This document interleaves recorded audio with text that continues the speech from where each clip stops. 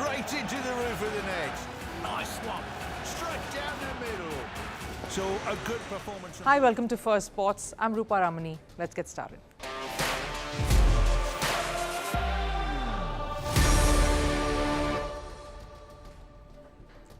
It's Friday and I'm super excited with what's lined up for you today over the next 30 minutes. First up, the T20 World Cup. Can't escape talking about what organizers are promising will be the biggest event ever. But what is upsetting the Indian cricket team ahead of their World Cup campaign, and especially with the biggest face-off, India versus Pakistan, coming up. More on that on the show. And speaking of big face-offs, the Champions League final is upon us, set to take place tomorrow, but we want to look at the underdogs, Dortmund. Are they set to exacting their revenge on Real Madrid? And what did Jurgen Klopp text the Dortmund captain, Emre Can? And rounding it off with one of the most innovative ideas by tournament organizers of the Norway Chess event, one that Hikaru Nakamura is most excited about. What beans is he spilling and how is that helping him take the lead? Sounds a little cryptic. Stay on to know more. You don't want to miss this. But first, a look at the headlines in Sports 360. We'll start with cricket. England beat Pakistan by 7 wickets in the fourth and final T20 of the series. England dismissed Pakistan for 157. Phil Salt made 45, while captain Jos Buttler scored 39 in England's run chase. England clinched the series 2-0. The teams will now head to the T20 World Cup in the Americas that starts over the weekend.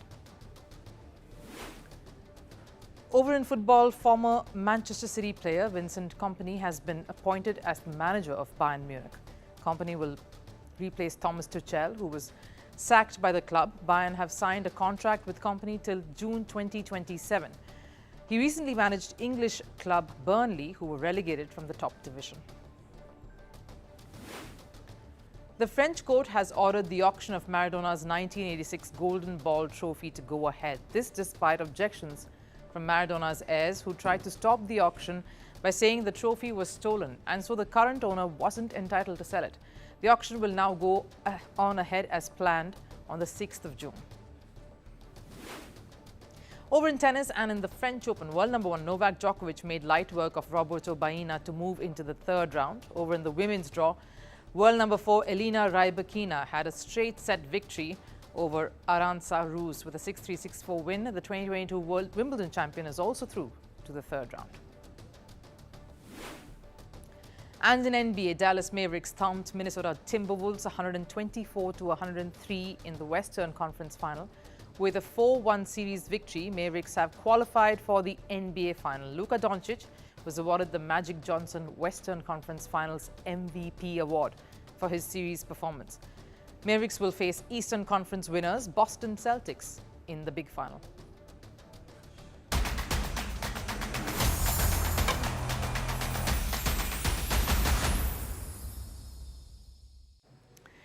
That's right, the T20 World Cup seems to have quietly slipped in right after all the noise of the Indian Premier League and Kolkata Knight Riders' resurgence. The action now shifts to the Americas. A lot of cricket fans seem to be excited at the prospect of something new and experimental, cricket in USA. New York is gearing up for the big mega event. There was a special unveiling that took place to announce the star of the World Cup, the player of the tournament. Back in the first edition, Yuvraj Singh will declare the tournament open tomorrow. The city is trying to ring in the buzz and make up for the lack of noise from everywhere else. But first, the red flags that already reared its head, and it comes from the team that is most popular and one the world will be watching very keenly, India. They started training in New York just some days back, and sources within the team have told our Network 18 Cricket Next that they are unhappy with the practice pitches on offer. The ICC, though, in response says they have received no complaints from any of the teams. But that's not all. The weather seems a little on the rainy side too. There's been some showers already around New York and a storm in Dallas that damaged the venue there. So there are quite a few worrying signs even before a ball has been bowled. But first things first, India's concerns and where does it stem from?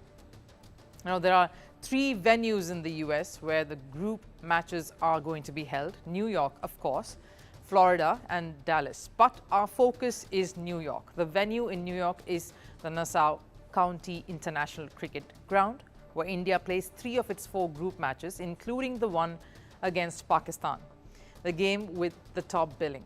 Now, why are all of India's matches in New York? Well, one, it's the biggest of the 3 stadiums. The capacity at Nassau is 34,000 compared to 20,000 seating capacity in Lauderhill, which is in Florida, and a very meager 7,500 in the Grand Prairie in Dallas.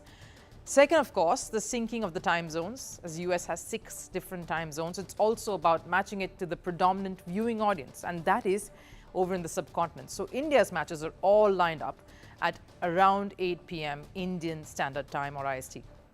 So why is India crying foul over the pitches then? Now, New York has drop-in pitches unlike the rest of the venues. Why so? They do not have the facilities or the right kind of consistent weather and the temperatures to be able to develop, nurture and prepare the traditional pitches that are employed while playing cricket. So what's a drop-in pitch? It's a strip that is curated and made separately and just dropped onto the center, on the ground in the center. The first ever drop-in pitch was used in the 1970s during the Kerry-Packer series. It was first used in Australia in 2003 for a test match. In fact, Australia are the OGs in many ways when it comes to manufacturing and preparation of drop-in pitches. The Shane Warne or Anil Kumble of leg spin bowling. No one does this best. The reason why they resorted to this is so that they could multi-purpose a stadium for different sporting disciplines. It's highly economical and makes some sense. But we are talking about a World Cup here. So ICC got 10 drop-in pitches for New York. The basic was flown in from Adelaide, Australia, and over the last many months, 10 pitches were cultivated, groomed and prepped in Florida before traveling to and being installed in New York earlier this month. They were transported across road via 20 semi-trailer trucks. 6 are being used as practice pitches and 4 in the main ground where the matches will be held. But why from Florida? The weather, of course. You need the humid, warm climes to keep the grass and soil used in the pitches in proper condition. Hence, Florida works best. This is a first for a World Cup, a modular stadium, makeshift ground and pitches. It's historic, yes, but it of course comes with its own risks. And the curator is just as nervous. Our aim is to produce pitches that have pace and consistent bounce, on which the players can play their shots. I'm really excited, but I'm a bit anxious at the same time. There are still unknowns. This is a long process. What we do know is we've given it our best shot.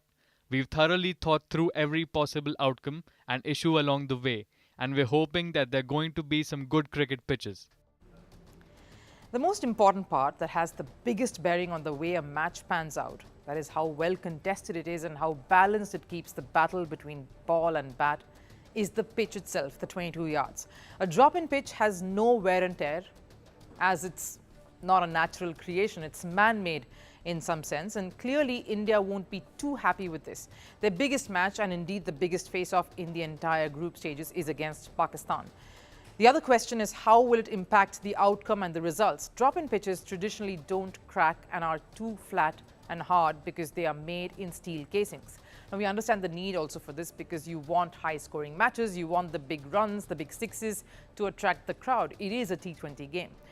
Now, that could lend to some predictability to many of the matches, especially ones which may seem already lopsided, at least on paper, like any of the big test-playing sides versus one of the younger associate nations. With 9 associate sides, the most that any World Cup has seen so far, predictability may just make for many dull affairs. Not the best thing to see in a World Cup that is talking of bringing action that's out of the world.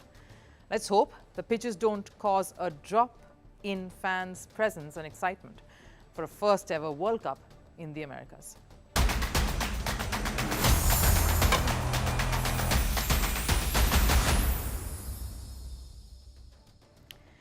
The Champions League final is here, and it's a clash between a German club and a Spanish giant. It does not matter that an English club is not in the final because the Wembley will be decked up for this one. Real Madrid, the kings of Champions League, take on Germany's Borussia Dortmund. And today we talk of Dortmund, the challengers to the throne who have scripted one of the most captivating narratives. Statistically, the odds may favor Madrid, but in the world of football, it's about more than just numbers. It's about the heart, the determination and the strong belief that anything is possible. Dortmund is a shining example that it is the season of the underdogs, a season of Germany's rise in Europe, Italy's comeback, bringing the end of England's monopoly. Now, Dortmund may have struggled in the Bundesliga, but they've performed here in Europe. Their rise has been inspiring. Their local fans have backed them all the way to the final here. So, who are some of the talismanic heroes of this side's success story? And for whom a triumph here would mean redeeming lost ground? We'll start with their fearless manager, Edin Terzic. Back in 2012, when Jurgen Klopp's Dortmund beat Bayern Munich 5-2 in the German Cup final, Terzic was the assistant coach of Dortmund's under-17s. The same Terzic who was celebrating Dortmund's domestic double like any other fan in the streets has now led the senior Dortmund side to one step closer to glory. And he's not done just yet.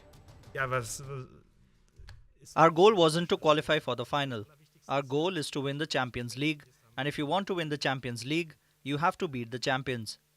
They've already had this experience 14 times. They've won the Champions League 5 times in the last 10 years.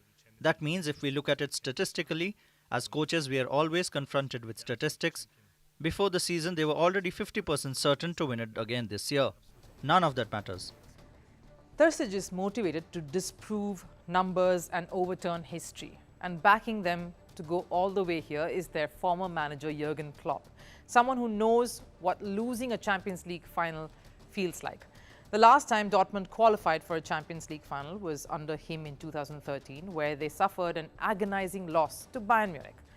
And now the tactician Jurgen Klopp is cheering on his former club from the sidelines.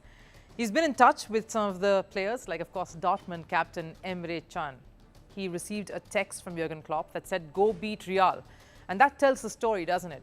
Can played under Jurgen Klopp at Liverpool. He was part of the Liverpool team that played the Champions League final in 2018, a heartbreaking one that they lost to Real Madrid.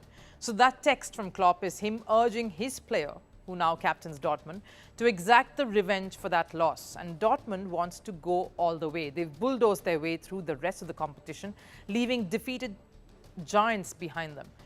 They beat Paris Saint-Germain in the semi-final, the star-studded lineup that included Kylian Mbappe, and just the kind of attacking football that they've always played. So far has earned them fans from every quarter. The football world wants Dortmund to triumph.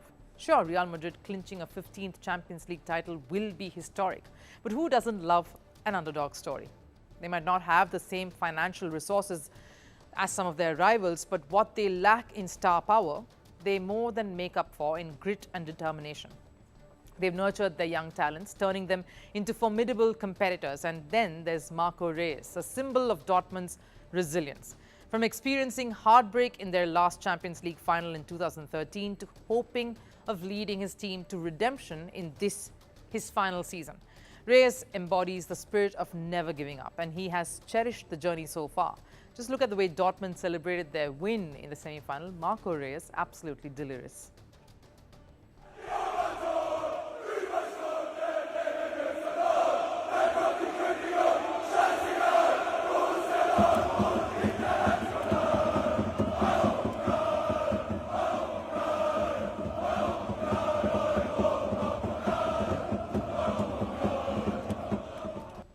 Real Madrid may be the biggest team in Champions League, and yes, watching them win would be overawing. But Dortmund, with the momentum in their corner, will be hard to get past. And in football, as in life, the underdog is never truly defeated as long as they have the courage to keep fighting till the very end. But what is the first thing that comes to mind when you think of chess? Serious contenders, strategists, and geeks that have the sharpest minds. But the Norway Chess tournament that's underway is doing its best to show us different sides to your usual, everyday chess superstars. Now, don't get me wrong, Magnus Carlsen is an exception. He doesn't need any exterior help to being witty, wacky, and that extra bit zingy, and I'm a fan. Norway chess organizers have what is called a confessional booth, not the one in church where you can speak about your sins and be at peace. It's private, so the anonymity helps. The idea here is pretty much on the same lines. So how does this work at a chess tournament? There's a small empty room adjacent to the playing area. Players can go in there any time of the day, after a game, before a game, even during a game. It's classical format, so if you've put your opponent in a bit of a spot, please go ahead and make a confession to kill your time as your opponent thinks of the next move. Norway Chess has had this very unique concept since 2015, but there's just one catch here. Unlike the original confession booth at a church, this won't remain a secret. There is one camera that the player is talking to, or rather confessing to, and that's streamed for the world to see. But that doesn't seem to be bothering one chess player in particular. Honestly, this is basically an extension of streaming. Except when I talk to you, the fans, I can't actually see what you're writing. So I look a bit like lunatic, because there is a streamer meme which goes, "Who's he talking to?" That's probably what it seems like to some people. That's, of course, Hikaru Nakamura, world number 3, one of the best chess players in the world. He sees this as something a little silly, yet he's the one who's kept the confessional camera rather busy. Quite a regular visitor. And here's the thing, the increase in number of visits to that confessional booth have resulted in a sharp increase in his sense of humor, his wit, and a contrasting decline in his inhibitions. Nakamura is beginning to show he's the king of the chessboard and the confessional booth.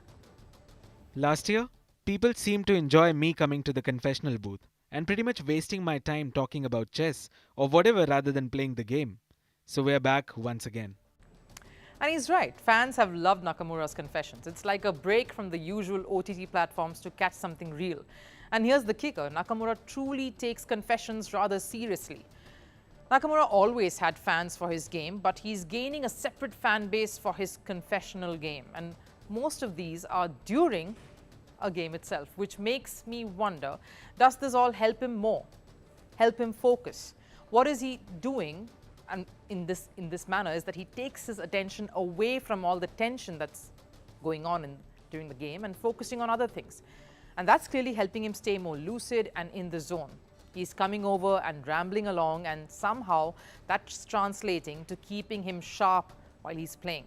The proof is in the results. He won the tournament last year, and now too, after 4 rounds, Nakamura is top of the leaderboard, especially after his win over Indian chess star Praggnanandhaa.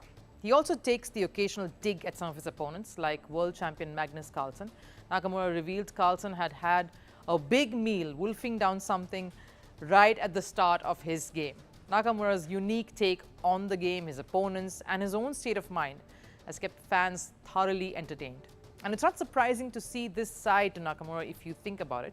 He's known for his unconventional playing style and his willingness to take risks. He's not afraid to shake things up once in a while and try new things. And that's what the world is witnessing via the confessional booth. Because when players are racking their brains about their next move, Nakamura is up and about giving his monologue to viewers who are by now sitting ready with their popcorn to consume the next salmon. Thanks to Nakamura's regular attendance, others too have braved it to enter the booth. Praggnanandhaa and Carlsen made quick pit stops to make their confessions, but theirs don't quite have the edge that Nakamura's does. Praggnanandhaa spoke seriously about his own position on the board during the game. So Nakamura has cracked open another avatar of his in some ways, and it's leaving fans wanting for more. An absolutely stunning concept that Nakamura is acing, king of chess and now apparently of confessions as well.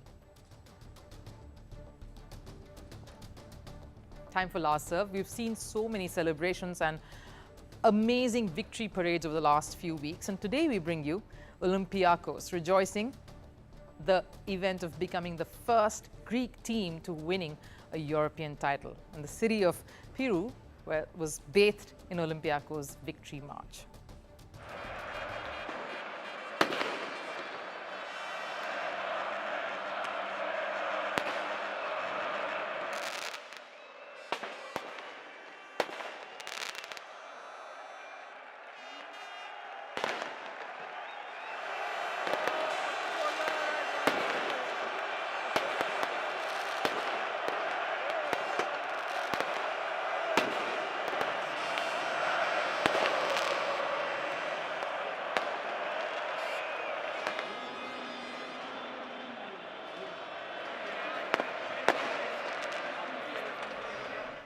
Of course, one of the teams who are in that Champions League final will have some massive celebrations around the corner too. The only guess is which one that would be, but that does it here on Firstpost. Have a great weekend. I'll see you again on Monday.